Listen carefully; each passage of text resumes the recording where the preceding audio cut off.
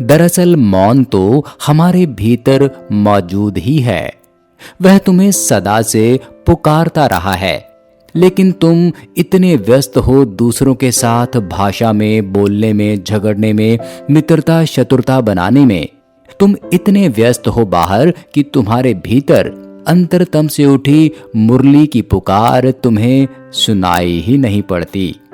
एक बार भी तुम्हारे भीतर की किरणों का बोध हो जाए तो बस सुनने लगी वो धुन। रास का निमंत्रण मिल गया, उस परम प्यारे की सुध आ गई। वह तो तुम्हारे भीतर बैठा ही हुआ है। तो दोस्तों, कम से कम दिन में 2-4 घंटे तुम मौन में बिताओ।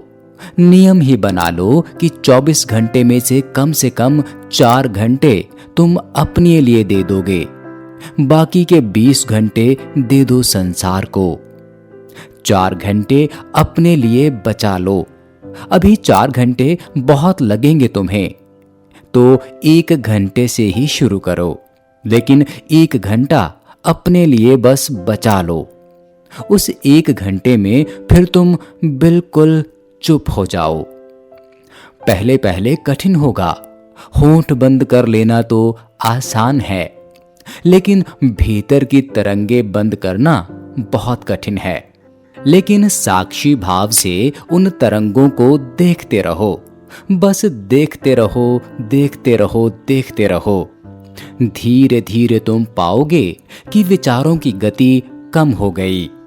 धीरे धीरे तुम पाओगे कि कभी कभी 2 विचारों के बीच बीच में अंतराल आने लगा, खाली जगह आने लगी। उसी खाली जगह से रस बहेगा। उसी खाली जगह से तुम्हें आत्मा की झलक पहली दफा मिलेगी।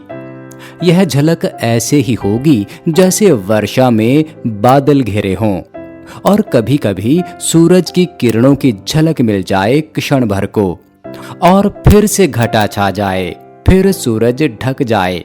लेकिन एक बार झलक आने लगे, एक दफा वहां भीतर की मुरली का स्वर तुम्हें सुनाई पड़ने लगे, तो जीवन में जो सर्वाधिक महत्वपूर्ण है वह घटने लगेगा। महावीर का तो संदेश ही यही कि मौन हो जाओ, ताकि तुम्हें अपने संगीत का पहली दफा अनुभव हो। चुप हो जाओ, उस चुप्पी में ही उस अनाहत का नाद शुरू होगा। वह ध्वनिहीन ध्वनि, वह स्वरहीन स्वर तुम्हारे भीतर से उठने लगेगा। तुम्हारी गहराइयों से, तुम्हारी चेतना की परम गहराइयों से तुम्हारे पास तक पहुंचने लगेगा।